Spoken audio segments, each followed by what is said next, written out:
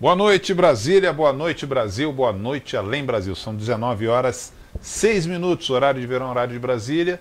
Estamos aqui com o nosso encontro quinzenal, programa Canal da Educação.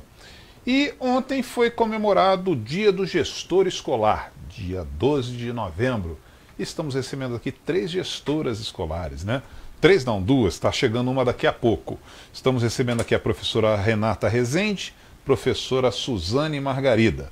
E estamos esperando aqui, daqui a pouco está chegando, por conta aqui de chuva aqui em Brasília hoje, a professora Oneide Ribeiro Santos. A gente vai bater um papo sobre esse desafio, né? Por que não usar esse termo desafio, que é ser gestor escolar na escola pública aqui do Distrito Federal.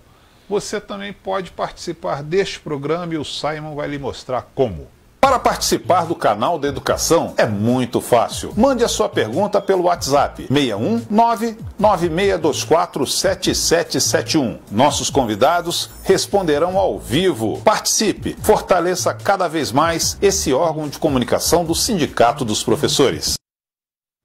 É isso aí, participe, fortaleça cada vez mais esse órgão de comunicação. Vou dar meu primeiro boa noite à professora Suzane Margarida. Professora Suzane, obrigado por estar aqui no nosso programa.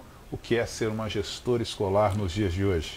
Eu que agradeço o convite, muito obrigada, é um prazer para a gente. Ser gestor hoje é um desafio muito grande, pedagógico, humano e até físico às vezes, viu gente? É um grande desafio. É isso aí, boa noite professora Renata Rezende. O que é ser uma gestora escolar? A senhora é do Paranoá, né? Isso, do Paranoá. Isso. Eu acho que eu vou concordar com a minha colega, é um grande desafio. Você tem que ser uma pessoa que dá conta de diferentes funções, né?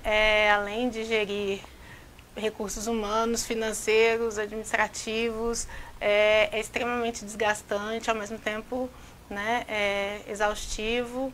Mas, ao mesmo tempo, é gratificante, né, você poder estar acompanhando tanto o processo de aprendizagem e estar estabelecendo um diálogo tão direto com a comunidade. Professora Suzane, a senhora é de onde?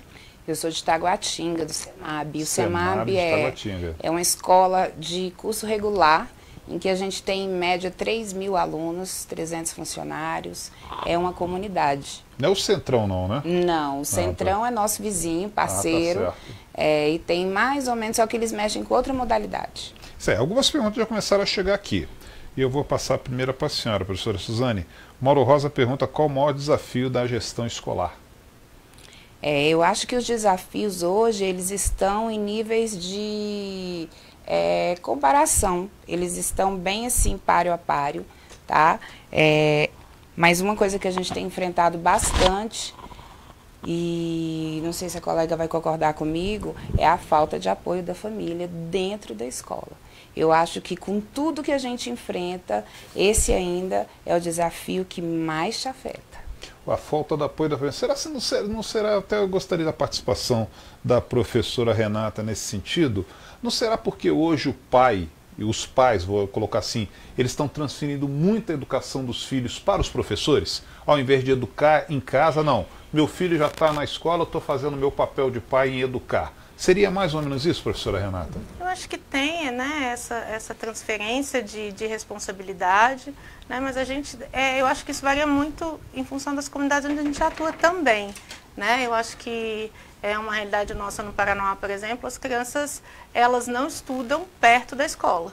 Então, se você já tem uma família que tem muitas dificuldades de acesso, né, se você mora longe, isso vira um complicador a mais, né? Vai muito da condição da família, dessa falta de disponibilidade. Eu acho que sim, um dos grandes desafios é você ter, porque a ideia até pela forma como a lei de gestão democrática está estruturada, você ter o apoio, né, a participação dessa comunidade seria um dos principais requisitos para que a escola pudesse funcionar. E o que a gente vê é uma dificuldade de você agregar a comunidade, né, para participar da construção dessa escola. Mas como agregar a comunidade na construção? Olha, você, por exemplo, movimentar o conselho escolar, né, que é uma instituição que deveria contar com um representante de pai, com um representante, né, e a gente sabe que é muito difícil você conseguir que as famílias se envolvam nessa atuação, né. Eu trabalho numa escola que tem uma proposta, uma escola nova, então eu sou uma jovem gestora, que tem uma proposta de agregar a comunidade. A ideia, o nome da escola de ser uma comunidade de aprendizagem, é um conceito que trabalha pedagogicamente com uma proposta diferenciada e com uma ideia de que a gente queria uma inserção diferente da comunidade dentro da escola. E nós já vamos conversar um pouquinho sobre essa escola que a senhora trabalha, que está dando muita notícia na mídia também, e nós vamos esclarecer que esse é o canal. Eu vou dar meu primeiro boa noite à professora Oneide Ribeiro Santos. Boa noite, professora, obrigado por ter vindo. Eu coloquei aqui por conta da chuva, teve um pouquinho de atraso, mas é compreensível. Isso. Agradeço muito o seu empenho por estar aqui. E já vou lhe fazer a pergunta, o que é uma gestora escolar? A senhora é de que escola? Então, sou diretora do CAIC Paranoá, né, o CAIC Santa Paulina. E assim, o que é ser gestora, né? Eu acho que é um grande desafio, né? E ao mesmo tempo é um privilégio, né? É muito importante a gente atuar junto à nossa comunidade. Eu sou moradora do Paranoá, moro e trabalho no Paranoá, então assim, eu acho que a gestão é um grande desafio. É isso aí. Nós temos uma pergunta que surgiu aqui, deixa eu pegar o nome do internauta, da internauta, é Marina Mota. Inclusive a gente estava conversando sobre isso nos bastidores, e eu vou fazer essa pergunta, gostaria da resposta das três, né? O que esperar desse novo secretário de Educação? O sobrenome dele é o Parente, agora o primeiro nome eu acho que é o Pedro Parente, né? Não, ele é filho do Pedro, filho, né? do Pedro, filho do Pedro Parente, que foi escolhido hoje. Uma coisa foi Rafael Parente. É o que ela está colocando, o que esperar desse novo secretário de Comunicação. Gostaria de ouvir a gestora sobre isso, começando com a professora Suzane. Sobre isso. Li alguns artigos dele hoje, achei que ele tem uma visão muito ampla da educação, muito racional, né? Eu espero que realmente ele faça tudo que ele escreve, que ele consiga transferir para a gente como gestor, como professor principalmente, para os alunos também. E eu espero o melhor, que Brasília está precisando, né, gente? Professora Renata. Olha, pelo que eu pude observar, eu acho que pela trajetória que ele tem de apoio a experiências inovadoras de educação, apoio a novas tecnologias dentro da educação, eu acho que isso pode ser benéfico para nós aqui no DF também, né? Uma nova possibilidade da gente se reinventar e apoiar novas experiências, experimentar outras formas. Essa é a minha expectativa. Professora Oneide, gostaria de ouvir a senhora. O que esperar desse novo secretário de Educação? Então, eu não conheço, né? Então, assim, eu também não conheço, né? O que a gente espera é que venha de encontro aos nossos anseios, né? A gente não pode pensar na gente só enquanto categoria dos professores, mas na educação como um todo. Então, assim, o que a gente espera é que ele realmente saiba ouvir e saiba colocar em prática aquilo que ele está ouvindo de pessoas que também têm experiência, né? Então, juntar a experiência dele com a experiência da nossa comunidade para que a gente possa, de fato, construir junto aquilo que a comunidade tanto anseia. Algumas perguntas estão chegando aqui pelo nosso Facebook. Primeiro, agradecer também aqui a algumas internautas audientes. Professor Sérgio Sena, esse meu computador está travando aqui na hora de descer a régua. Professor Sérgio Sena, tem professora Marlene Chaves e muitos outros que daqui a pouco o CL vai me dar uma força aqui para essa reguinha descer. Professoras, né? Eu sou esposo também de uma professora da Secretaria de Educação do DF e sou esposo já há 15 anos, sou casado há 15 anos e nesses 15 anos eu visitei algumas escolas que a minha esposa trabalhou e vi realmente a situação de algumas escolas. Umas boas, outras ruins. Não existe meio termo. Agora eu faço uma pergunta para o debate das três. É uma equação muito complicada, já que nós vamos entrar agora no novo governo, é uma equação muito complicada, é uma distância longínqua você transformar a educação aqui no Distrito Federal para ser um modelo? Começando pela professora Suzane. Recursos financeiros, né, Valdir? Eu acho que é a primeira coisa, assim, nós temos escolas, a minha, por exemplo, tem 60 anos, todo dia quebra um cano.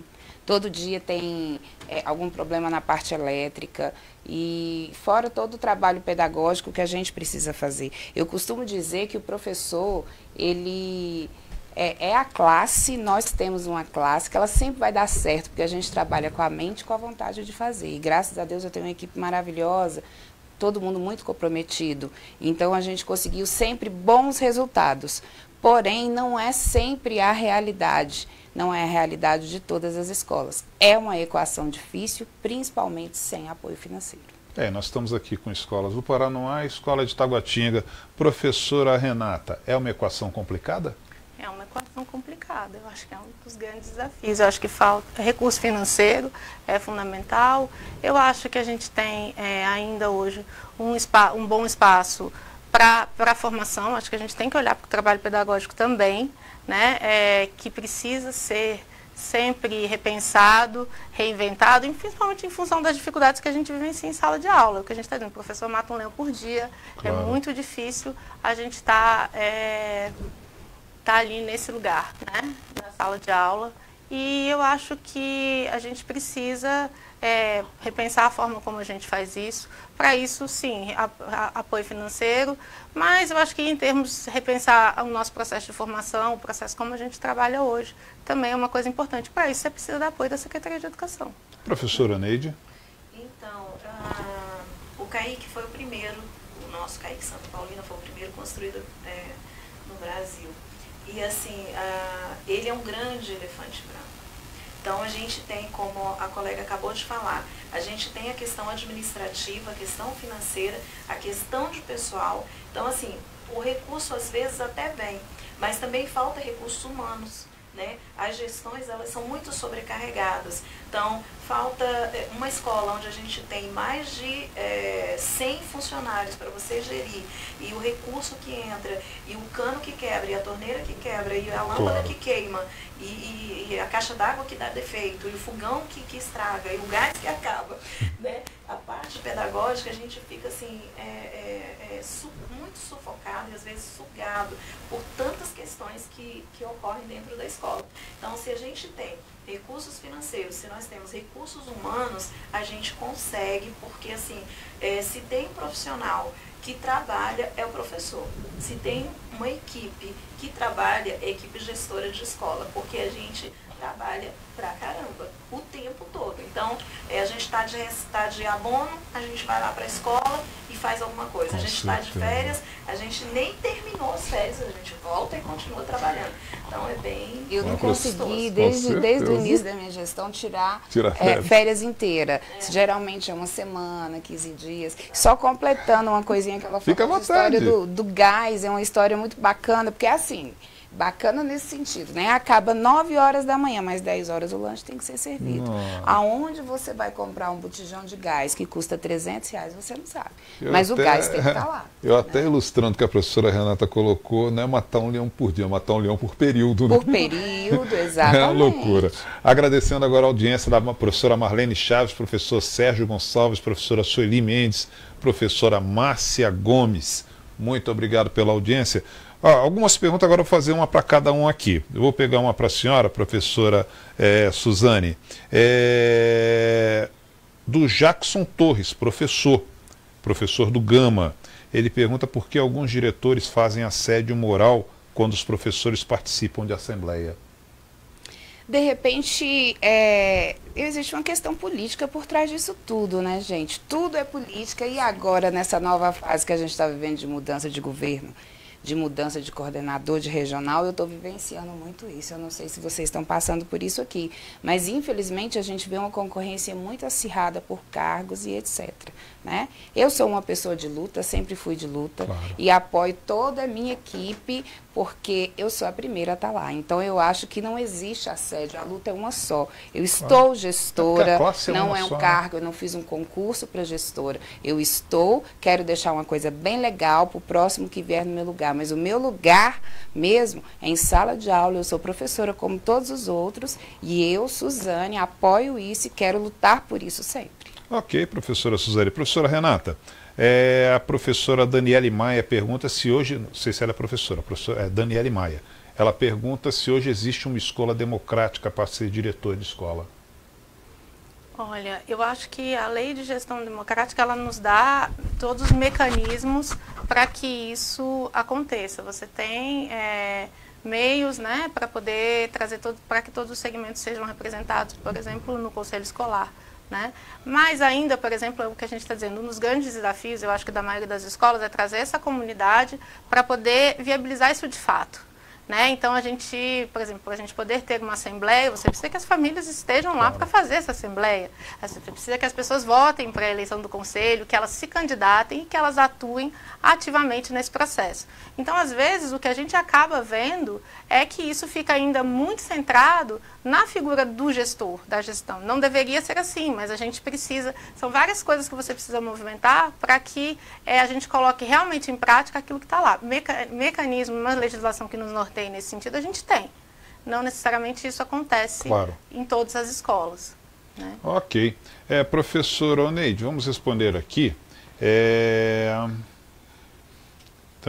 Algumas perguntas fora de assunto aqui, de âmbito particular, eu vou passar, vou passar para o departamento de imprensa do SIM, porque eles respondem vocês, né? Vamos lá, a Sandra Lemos pergunta: como podemos identificar uma boa escola pública aqui no Distrito Federal? Então, eu acho que nós temos excelentes escolas públicas no DF. Como identificar? Não sei, talvez pelos índices, né? Pelo IDEB, pelos índices que a gente tem para estar medindo. Mas, assim, eu acho que uma forma de medir é a participação. Certo. Né? Não dá para eu ir lá e só querer, não, eu participo. Eu também tenho que participar. Porque quando a gente mede algo, a gente tem que fazer parte desse algo. Né? Claro. Então, assim, eu penso que é por aí. Né? A gente tem os índices que o governo disponibiliza, qualquer um pode entrar e pode ver. Mas a procura, né, pela comunidade é a participação. Eu vou colocar uma coisa aqui para debate agora das três. Nós estamos falando aqui sobre a coisa. É normal. Tem escolas boas, tem escolas ruins, sempre no âmbito do Distrito Federal. Tá? Agora, por exemplo, você vai eu vou fazer uma analogia que, embora pareça distante, mas pode se assemelhar no tocante ao fim. Se você vai numa agência do Banco do Brasil, por exemplo, aquela agência central lá no setor bancário sul, que eu acho que ainda continua lá, tem um tempão que eu não vou lá, você vai ver aqueles móveis todos azuis, as cadeiras, as poltronas amarelas, de repente uns servidores uniformizados. Essa é a agência do Banco do Brasil da capital do país. Agora, se eu for na agência do Banco do Brasil lá em Paracatu, eu encontro também o mesmo móvel amarelo, com sofá azul, com a menina uniformizada. É muito complicado se a escola pública aqui, de repente, do plano piloto tivesse a mesma qualidade de ensino de uma escola pública do Paranoá, de uma escola pública do Gama. Qual o segredo para isso? É a participação da comunidade, é a gestão dessa escola, é o empenho do corpo docente. Começa com a professora Suzane. Ai, que bom, que eu estava doida para falar. Gente, a minha opinião é o seguinte: os profissionais da Secretaria de Educação, eles são excelentes. Nós temos profissionais, assim, extremamente capacitados para fazerem o trabalho deles. Temos problemas, sim, problemas humanos, problemas de pessoal. Claro que existe isso em qualquer empresa, não é só na Secretaria de Educação. Qualquer empresa que você vá. Claro. Só que existe uma coisa chamada recurso financeiro. E o recurso financeiro, ele vai se mostrar naquele local onde não sei se o governo, não vou falar governo, mas eu não sei bem se é o governo, quer que ele mais seja mostrado. É muito melhor você mostrar uma escola linda no Plano, no Lago, na Asa Norte, do que na Ceilândia. É muito mais fácil o recurso chegar aqui do que o recurso chegar lá. O recurso vai chegar de forma diferente. Agora, eu conheço profissionais maravilhosos que dão aula lá no Centro Educacional Milha e Ervilha, que é na divisa com Santo Antônio. E tem projetos maravilhosos. Tá? O que pode não dar certo? Uma comunidade muito carente, uma comunidade onde tem alunos que chegam na escola e realmente não têm o que comer. Né? Claro. São coisas diferentes. A mobília, a beleza, isso tudo é muito importante, mas ele não é o essencial. O essencial é o que sai da cabeça de cada profissional para repassar para os seus alunos. E que os alunos receptem isso bem, né? Nossa, que eles recebam, que eles consigam sugar realmente isso. Professora Renata? Eu acho que recurso financeiro faz diferença. Eu acho que, por exemplo, essas comunidades onde a gente tem, né, uma renda mais alta, as famílias contribuem de alguma forma com a escola. Isso eu acho que, em termos estéticos, né, você olhar para as escolas do plano, eu acho que isso faz muita diferença, né, a contribuição, a influência que você tem com relação à APM, esse tipo de movimentação, que para nós que trabalhamos em comunidades mais carentes é uma realidade que você não tem. Né? Então, assim, mas eu acho que existem outras formas, a gente precisa trabalhar com essa comunidade em termos, eu acho que até mais de apoio, de humano, que essa comunidade esteja presente ali, ajudando a gente a pensar alternativas e a construir essa escola, pode ser uma saída para nós. Eu concordo com a professora, o recurso humano da Secretaria de Educação, ele é de extrema qualidade. Os profissionais que trabalham, tem profissionais que desempenham trabalhos maravilhosos em qualquer escola, né, da nossa secretaria. Né? A gente tem essa igualdade, até porque você não faz concurso para determinada região ou outra, você se movimenta ali. Né? Mas eu acho que falta isso, eu acho que precisa ser um diálogo com a comunidade, né, com a comunidade onde você está inserido. Eu ainda acho que essa é muito a chave que a gente precisa para poder fazer com que as escolas, todas elas tenham um alto padrão. Professora Neide. Então, eu acho que quando a gente compara, né, se chega no Nordeste, se chega no Sul, sim, no Norte, não importa, o Banco do Brasil ou qualquer entidade, né, maior assim, tem aquele padrão. Né? O McDonald's é o mesmo em qualquer sim, lugar. Né? Então, assim, mas a escola, eu acho que o que falta realmente é a valorização da educação. Na época de eleição, a gente, qual é a sua prioridade, senhor candidato? Educação, saúde, segurança. Né? Mas depois que ganha a eleição, nem sempre essa preocupação, ela de fato se concretiza.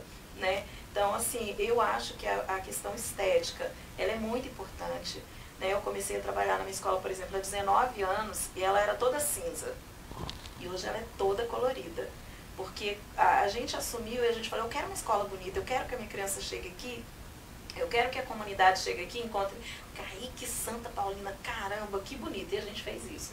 A gente fez isso com o recurso do PEDAF, a gente fez isso com o recurso de patrocinadores, a gente foi atrás de recurso. Eu falei pro povo, gente, no meu aniversário me dê um presente, tinta.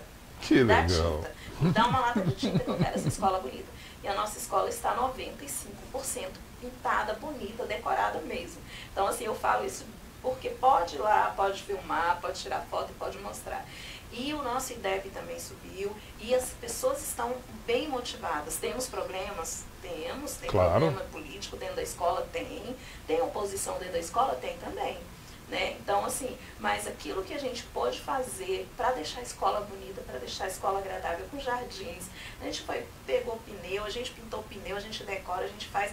Os servidores da escola, a gente não tem pessoas para cuidar de jardim, a gente não tem pessoas para cuidar da horta, mas eles se incumbiram disso. Eles falaram, nossa, a escola está tão bonita que eu mesmo vou fazer os vasos. Então, eles fazem. Que então, legal. Assim, a gente conseguiu fazer a escola ficar mais bonita, mais agradável. Né? E isso com a participação, como a professora disse, da comunidade. Né? Então, assim, a gente não consegue sozinho, a gente consegue com a comunidade. A comunidade, claro. O professor, o monitor, o servidor da limpeza, o da portaria, o da cozinha, porque a gente conseguiu reformas na escola que nunca teve.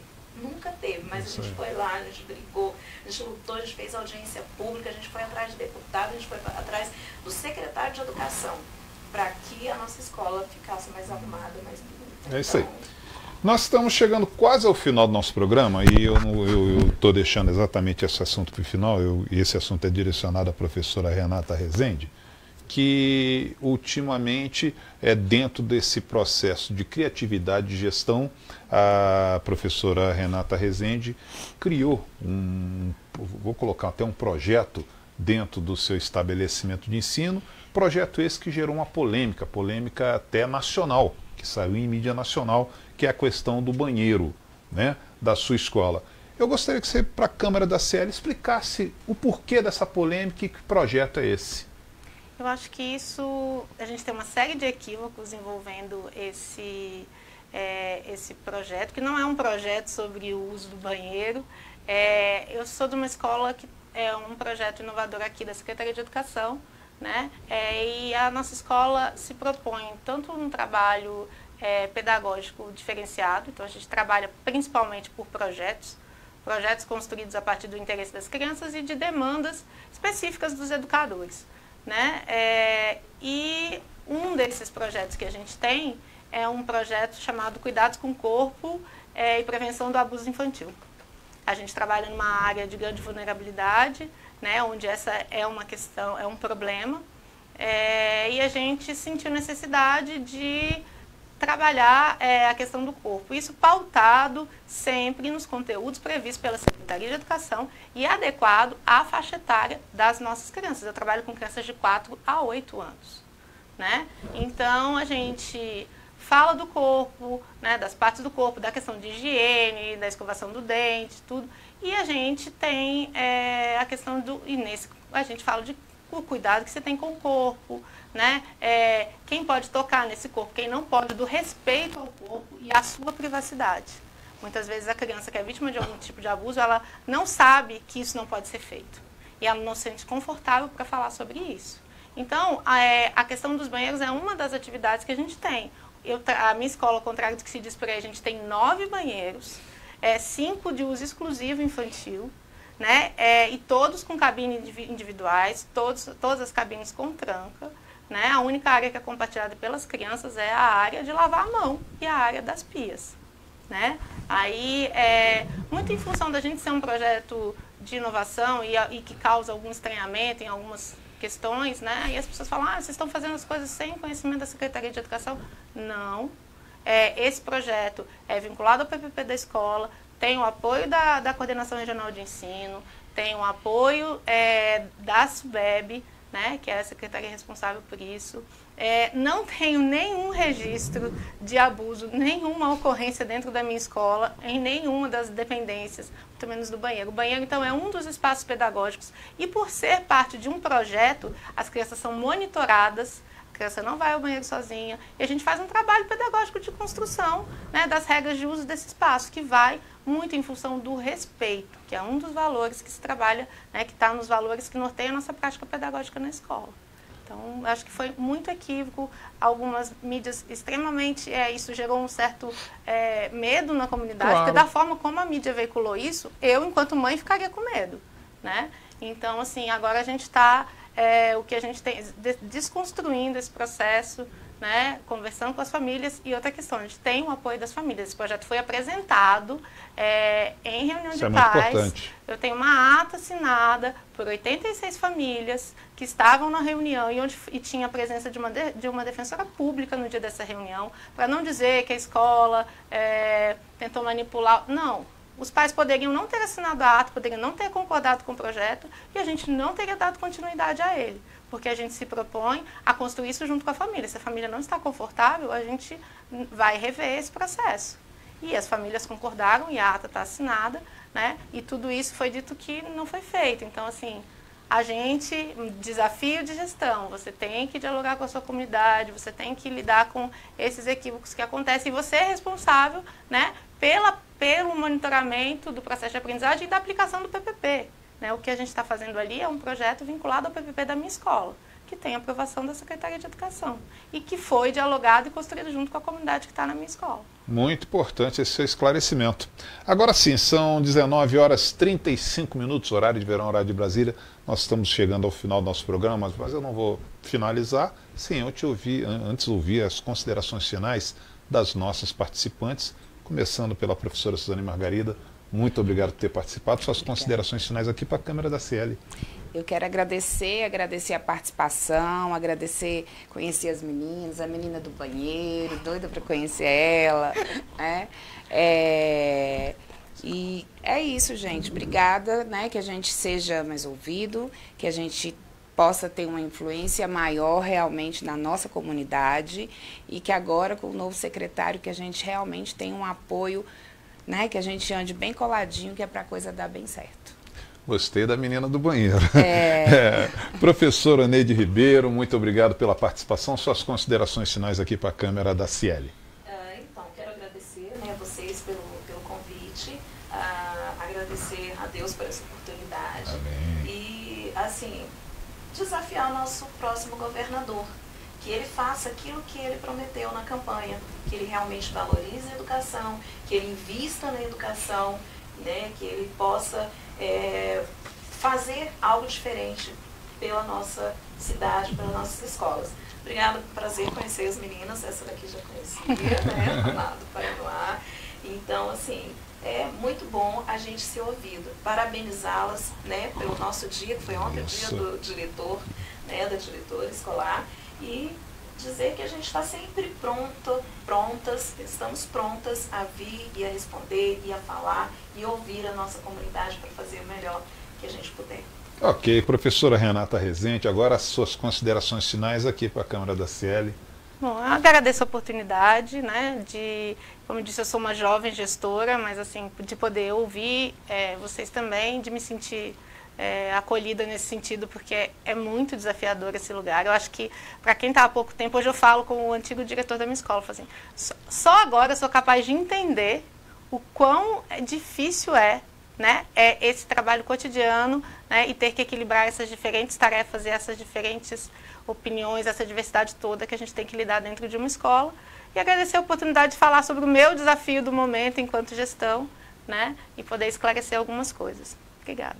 É isso aí. Em nome de toda a diretoria do Simpro, agradeço e dou os parabéns também pelo dia de ontem, né, dia do gestor, da gestora escolar. Agradeço aqui, desculpe, a participação da professora Neide Ribeiro, da professora Suzane Margarida, da professora Renata Rezende. Agradeço muito o empenho da turma da comunicação do Simpro, através do George lá, que sai pescando vocês para fazerem aqui essas nossas entrevistas.